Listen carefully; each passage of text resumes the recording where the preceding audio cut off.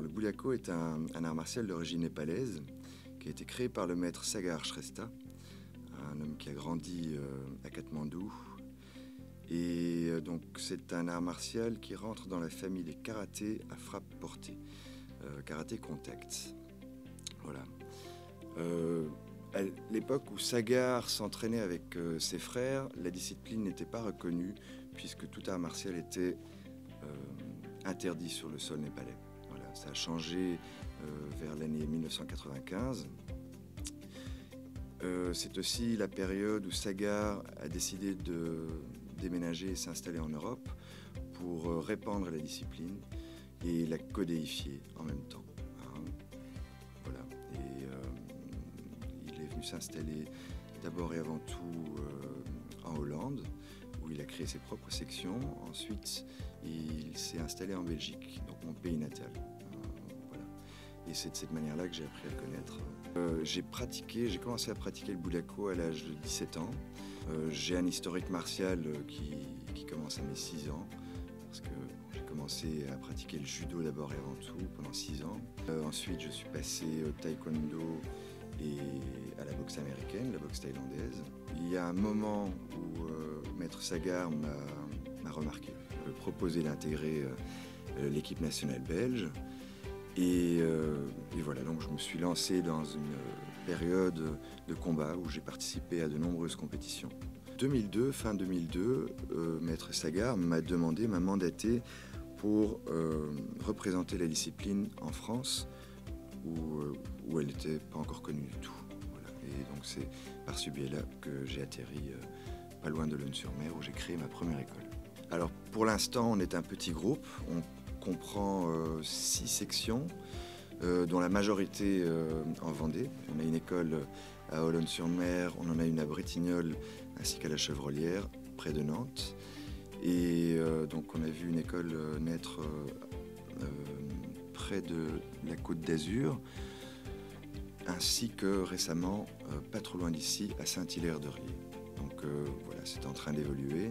On a surtout une équipe de compétition qui fait, on va dire, une bonne publicité parce qu'on essaie de participer à un maximum de tournois. On ne cherche pas nécessairement à avoir un grand nombre d'écoles, on préfère plutôt prendre soin de la qualité de l'enseignement. En réalité, donc, pour revenir sur la discipline, pour trouver la bonne réponse à cette question, le Bouliaco est un art martial plein contact. Donc ça veut dire qu'en compétition, bon, naturellement, chez les débutants et chez les enfants, les combats se font avec des règles bien strictes et on protège les combattants. C'est-à-dire qu'ils vont porter des protections de tibia, ils se protègent les parties, ils portent des gants et un casque pour les jeunes et pour les vétérans. Je considère que les coups déjà autorisés sont largement suffisantes. Les coups de pied au visage et les coups de genoux au visage sont quand même sont des techniques qui s'avèrent suffisamment dangereuses. Donc la participation aux compétitions engendre une véritable préparation. Donc les gens qui sont appelés ou qui ont le désir de se mettre à l'épreuve sont obligés aussi de se préparer en conséquence. C'est là qu'on trouve l'accès au dépassement de soi. Pour moi, personnellement, c'est un aspect qui est assez important parce que voilà, quelqu'un qui décide de s'engager à la compétition se met véritablement à l'épreuve, se met en danger, apprend ce que c'est que le courage, l'engagement, souvent la souffrance, la douleur aussi, le résultat du travail. Et ça fait que bon, voilà, c'est un aspect qui éveille l'essence de l'homme. Lors des échanges dans la pratique de Bouliaco, il est évident qu'on peut prendre un coup et il est évident qu'on apprend à donner un coup. On sait ce que c'est et on apprend ce que c'est que la douleur d'un coup et que le résultat d'un coup qu'on peut porter à quelqu'un d'autre. Je pense que ce sont ce genre d'expérience aussi qui apporte un certain respect, une compréhension. Et à partir de ce moment-là, il pourra accéder aussi au véritable apprentissage de l'art martial.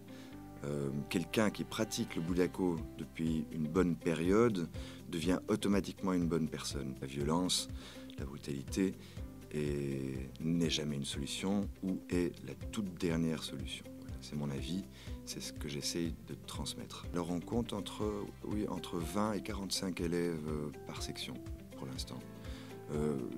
sans parler des 2 dernières sections qui viennent d'ouvrir, parce que ça date de l'année dernière, je pense qu'ils doivent être, ils doivent être une petite quinzaine. De 6 à 66 ou de 7 à 77, je n'en sais rien. Il n'y a pas d'âge en réalité. Bon, 6 ans est l'âge minimal. Voilà.